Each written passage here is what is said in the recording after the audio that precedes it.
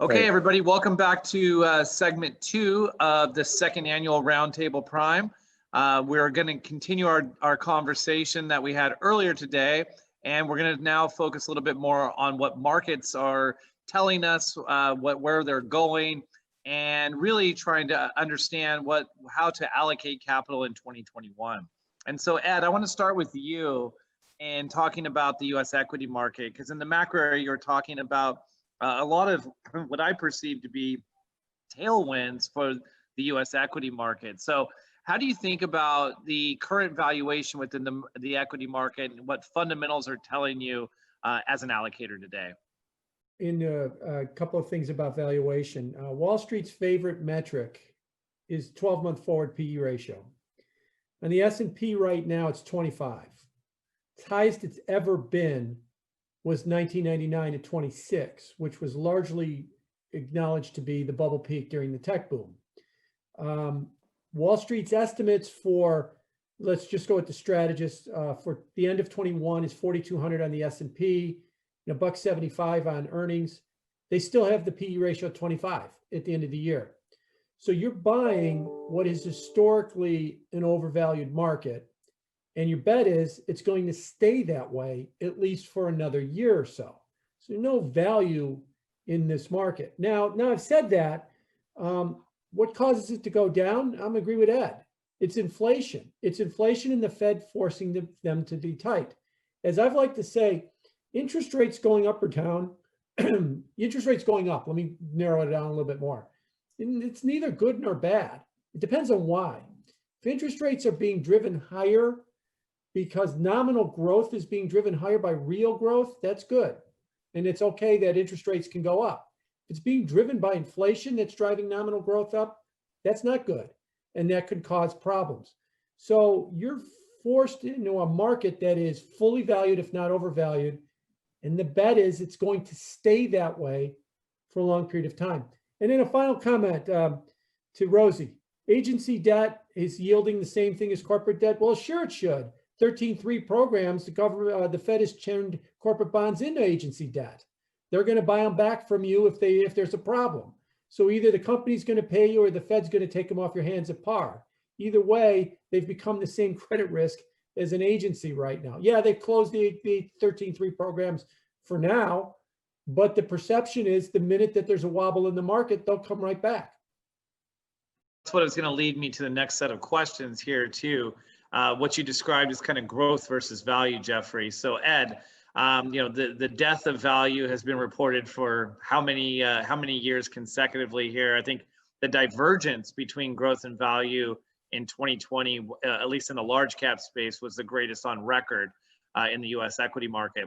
So how are you thinking about the potential for the rotation? Is the value rotation real? I'll start with you and kick that around the table. Yeah, so you're starting with the wrong guy. It's not a place that I spend a lot of time on. My main feeling, and I was listening to Jeffrey and Rosie on the craziness in the fixed income markets, is that all the money inflation is going to create inflation in different asset prices. And I find it very difficult to know which ones are going to be kissed by this, whether it's the emerging markets or whatever.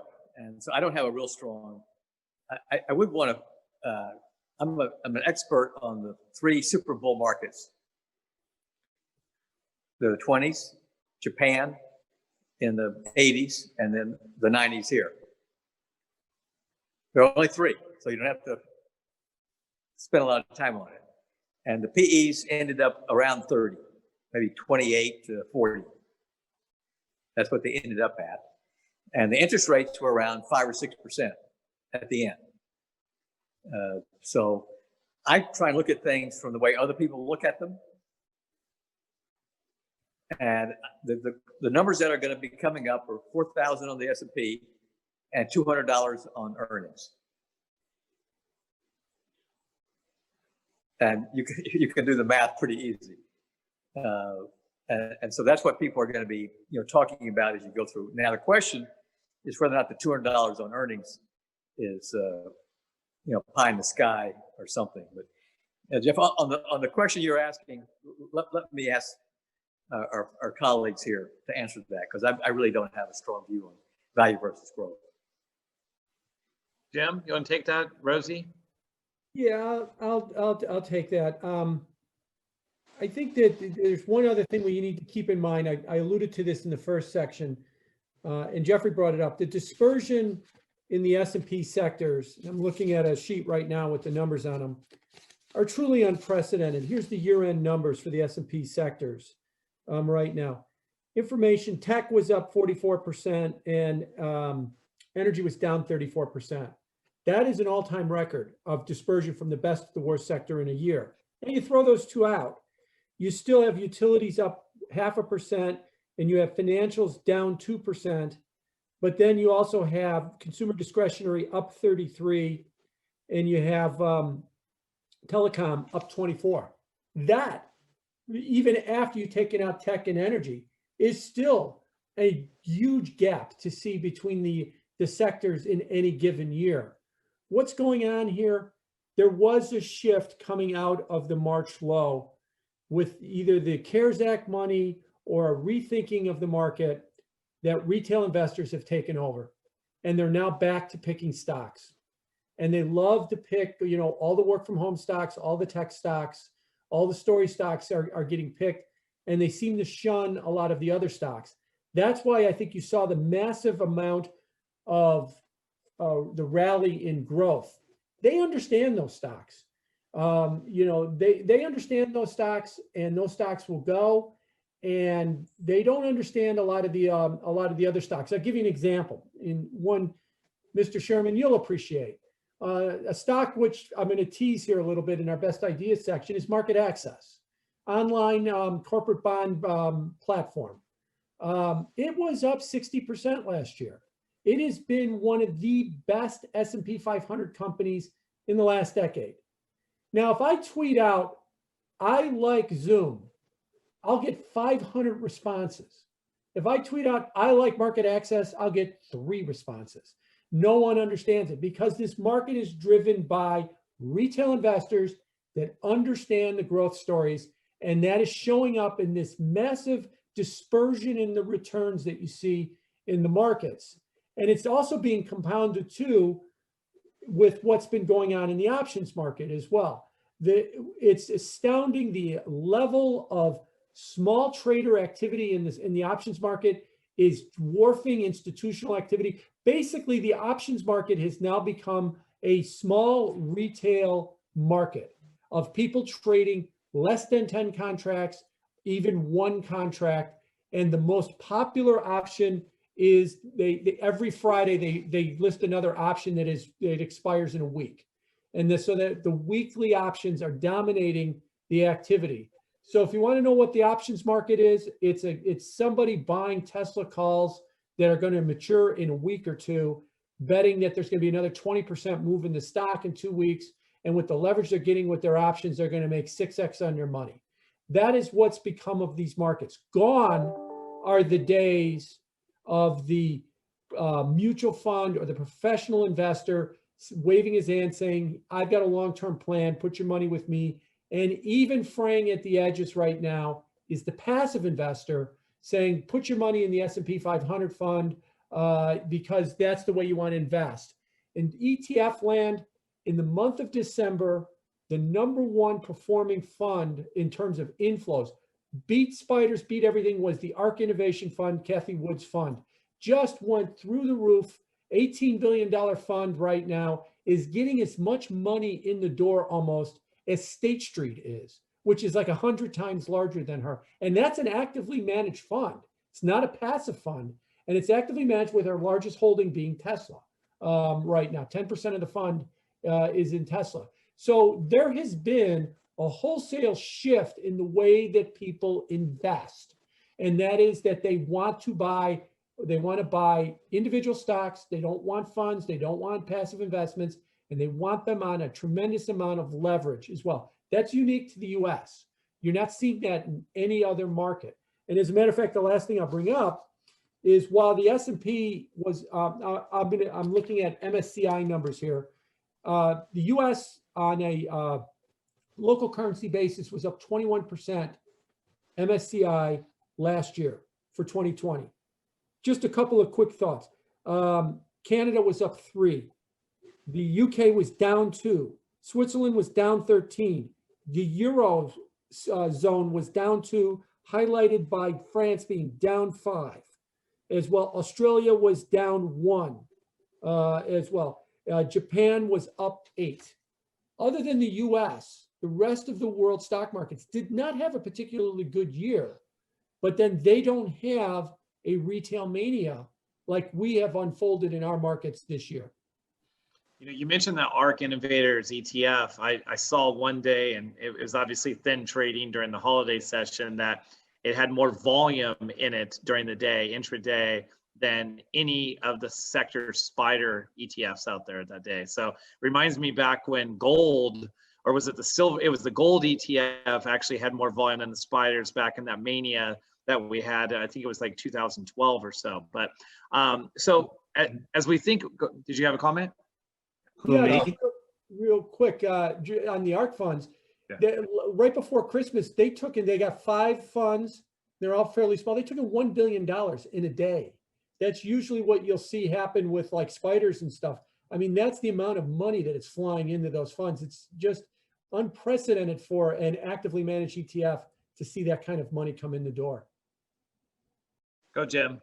Yeah, I was just going to say, keep in mind that all of this is, look, you can make a plausible scenario that it's going to happen, and I agree with it, but a lot of it's priced into the market already. You're buying a market that is fully valued, if not overvalued. It is already priced in a lot of this positive that we're hoping for as well. The vaccines are coming, the stimulus checks are coming, the money's coming, it's already in the price. That's why you're paying near record multiples for a lot of markets, not even individual stocks, but a lot of markets in anticipation of this happening. Any wobble or any disappointment along the way will be met very poorly by these markets if you don't give them what they've already priced in. So before we end this segment, I want to ask one last question as we think about the markets too. And there's been much ado made about the traditional kind of 60-40 portfolio. It's always a basis for thinking and illustrating, diversification, and had a killer year last year with the, if you just look at the S&P up, 18%, the Barclays Ag up about 7%, get you a nice double-digit, type of 60-40 return. And we've talked about pulling returns forward. Rosie, you've been emphasizing that. The problem with having high returns is it augurs for lower future returns. How does one think about this type of model and think about this asset allocation today, given where valuation is on both the equity and the fixed income market? So jump ball for whoever wants to start us off. I'll give it to you. Real quick on the 60-40 portfolio, and more to Rosie's comments. This concept has been, this is why the entire wealth management business exists. A lot of these comments I made last year on this roundtable. Why does somebody go to a wealth manager? Because they're unsure about the future. If they were bullish, they'd put their money in the ARK Innovation Fund and they'd be done. But they're not. So they go to a wealth manager, and the wealth manager says, at the end of the day, some version is 60-40. Here's some risky assets, and then here is a negatively correlated asset that will buffet you when the market goes down. And it's worked great. The question is, why has it worked great? Why do bonds and stocks have that big negative correlation? Lack of inflation. If you go back, and we've looked at this going back almost 100 years, when you have no inflation, you have a negative correlation between bonds and bond prices and stock prices. So they turn to, well, one is a good hedge for the other. We've invented risk parity and a whole bunch of other strategies on this basis. As Ed said, boy, we could debate whether we're going to get inflation, but I think we're all in agreement that if it ever shows up, this is the game changer squared, is what it would wind up being, because so many things change at that point. What happens in a inflationary environment, or the perception of an inflationary environment, is stocks and bonds go like they were in the 80s and 90s. They're correlated to each other. They go up and down together, their prices. So the 60-40 portfolio doesn't do you anything. When they go up, you'd rather be 100% stocks, and both go down. So the bond leg is not doing you anything to protect you on the downside. So really, the question with the 60-40 portfolio is inflation going to return? If inflation is going to return, it isn't going to work. If we're stuck in a deflationary environment, and I know, Rosie, you think we are, then it will continue to work.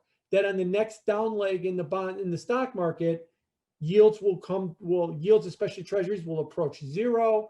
As long as you have a high quality mix of fixed income, you're not stuck in corporate bonds or high yield bonds, so you've got credit risk, that will provide you that benefit. So it really comes down to a very simple question, and that is, what does the future hold for inflation and for the 60-40 portfolio? And again, the whole entire wealth management business, I'll give you the statistics again. It's 13,000 wealth management firms. They employ 500,000 wealth managers. They have nearly 40 million accounts that there are 40 million people that they manage money for. Of those 13,000 firms, half of them are 2 people or less in size as well too.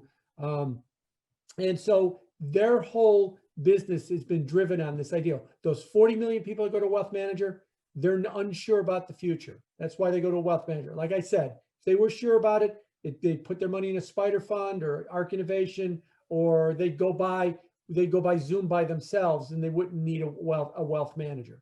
So that's Gemma, the question. yeah.